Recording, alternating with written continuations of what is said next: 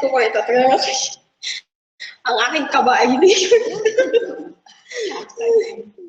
Sige po, samahan niyo po muna ako sa aking panalangin. Yes, O Lord God, hallelujah Jesus. Panginoon namin Diyos na makapangyarihan ka po sa lahat. Yes, Lord, pinupuri ka na po sa umagang ito, O God. Panginoon, samahan niyo po ako, Lord, sa pagbabahagi ngayon sa salita ngayong umaga, Panginoon. Lord, ikaw po ang manguna sa akin, O Lord. Italo niyo po ako sa inyo, Panginoon. Ikaw po ang magsalita, Lord, para sa akin, O God. Lord, maraming salamat po. Ang salitang ito, Lord, ayaw niyo pong maunawaan, Panginoon. Buksan mo po ang puso't isipan ng bawat isa sa amin, upang ikaw po ang mahayag sa umaga. Lord, maraming salamat po. Yes, we pray. Ang aking pong ibabahagi ay may nakaprepare na po ako dati. Kasi po, isinare ko siya nung kami nag-face-to-face ng aming young pro. Tapos nagbasa po ako nung Sunday ng umaga. Ano kaya ang aking isi-share? Parang bagbabaguhin ko naman sa. Tapos nabasa ko nga po itong Colossus na chapter 3, verse 23. Tapos tama naman po na siya yung parang supporting verse ni Pastor nung Sunday. So, parang yun yung aking isi-share.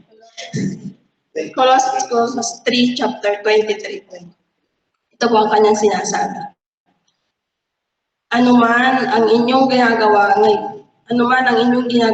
gawin ninyo ng buong puso na parang sa Panginoon kayo naglilingkod at hindi sa mga tao. Para po sa akin, ito yung aking naunawaan. Tulad po nating mananampalataya, tayo po ay naglilingkod hindi para sa tao, kundi para po sa Diyos. Yung sa lahat po ng ginagawa natin, yung po tayo nag-church, dapat po nakapokus na po tayo sa Panginoon. Na po minsan, huwag po natin isipin na kaya tayo nag-church, dahil gawain lang natin. Parang every Sunday na lang na ginagawa natin. Dapat po ay iniisip natin na naglilingkod tayo sa Panginoon para sa Kanya po yung ating ginagawa. Tapos po, dapat focus lang po tayo kung ano man po ang ating ginagawa. Halimbawa po sa mga tulad po nung ito na naatasan tayo ng ating pastora, ng ating pastor. Huwag po nating isipin na nakakahiya kasi kay pastora, kaya ko siya ginagawa. Isipin po natin, ginagawa natin ito para po sa Panginoon. Kasi sa Panginoon po tayo naglilingkod.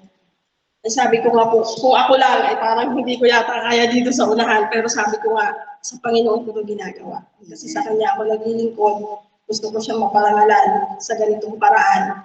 Tulad po, pag tayo po humahayo, bawa po kailangan natin gawin yon kasi nararapat natin gawin. Pero hindi po dapat yun ang ating kaisipan. Ang ating kaisipan po kasi ginagawa natin yun para sa Panginoon. Kung tayo man yung ay yung hinahayuan po natin, hindi tayo masyadong ina-entertain pag dumating tayo doon. Isipin po lang natin na si Lord naman, ang ating pinaglilingkuran doon. Ang mahalaga po, nayahayag natin yung kanyang mga salita sa mga taong naroon. Kahit hindi man po nila maunawaan, pagdating ng panahon, magtsatsaga lang po tayo para po sa Panginoon. Kasi si Lord naman po ang gagalaw para sa kanila. Kasi nakikita naman yung puso natin na talagang ginagawa natin yan para sa Kanya. Tsaka yung sa pag-church po natin, halimbawa po tayo po ay nanghihina, isipin lang po natin na si Lord naman ang ating pinupunta sa church. Kung tayo man po minsan ay mga natitisod, may karoon tayo kinatitisuran, huwag po natin silang tingnan.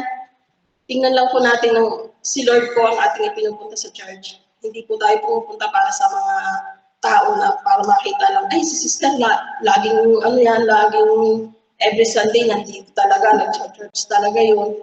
Pero hindi po yun dapat ang isipin natin. Kasi po, si Lord naman po ang malulugod sa atin sa lahat ng ating ginagawa. Ang isipin po natin yung ginagawa natin para sa Panginoon. At si Lord naman yung magbibigay sa atin ng reward. Kung ano po yung ginagawa talaga po natin. Kaya po, focus lang tayo sa pag-worship. Huwag po tayong mahihiya. Kasi minsan nakakaramdam talaga tayo ng hiya. Kasi isipin natin, baka isipin yung katabi ko. Di ba yung iniisip sa atin, tayo mga born again, tayo din mga baliw. Pag nag-worship, yung mga yan nagkakantahan para mga baliw, nagsasayawan. Kaya minsan siguro nakakaramdam tayo ng hiya. Kung kailangan nating itaas yung ating kamay sa pagkanta, sa pag-worship sa Panginoon, gawin po natin, wag nating iisipin na may mga katabi tayo nakakita, nakakahiya naman kasi gano'n ang ginagawa. Isipin po natin na nagpupuri tayo sa Panginoon na isipin natin na sa pagpupuri po natin, si Lord ay nasa unahan natin. Siya yung ating pinararangalan, tinataasan natin ang kamay, yung buong puso natin iniaalay sa Kanya, yung ating paglilingkod talaga po sa Kanya. Sa lahat po ng ating ginagawa ay lagi po si Lord ang ating uunahin. Paglilingkuran po natin lagi siya. Kahit po daw po sa trabaho, kahit po isipin natin yung trabaho, kahit po nagtatrabaho tayo hindi natin nakikita, kung may nakakita man sa atin yung boss natin o kung hindi man tayo nakikita, gawin lang po, gagawin natin kung ano yung the best kasi iisipin pala natin kay Lord tayo naglilingkod. Kahit po sa pamilya natin, isipin natin na si Lord, kay Lord ko naman ito ginagawa, hindi naman sa kanila, hindi naman yung mga tao ang aking binibigyang parangal.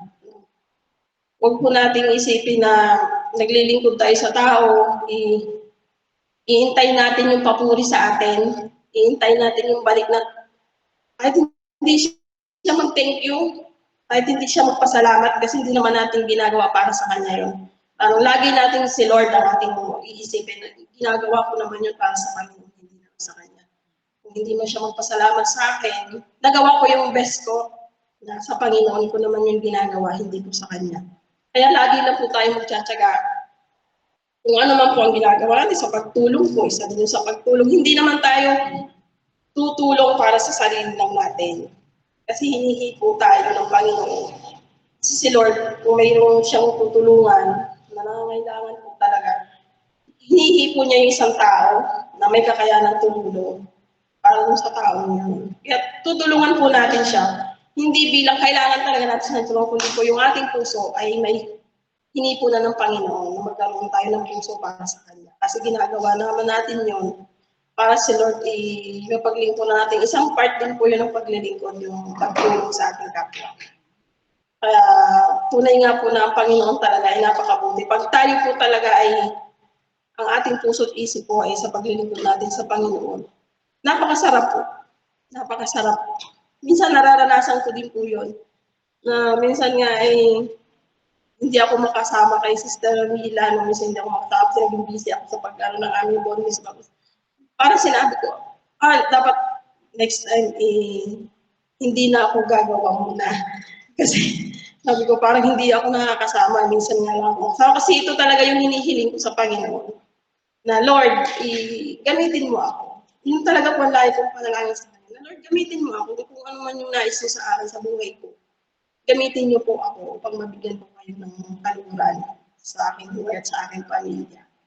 Sa aking mga anak, yun din po ang sinasabi ko. Anak, maglingkod kayo sa Panginoon. Kung ano man yung dapat niyong gawin, huwag niyong isipin yung ibang tao.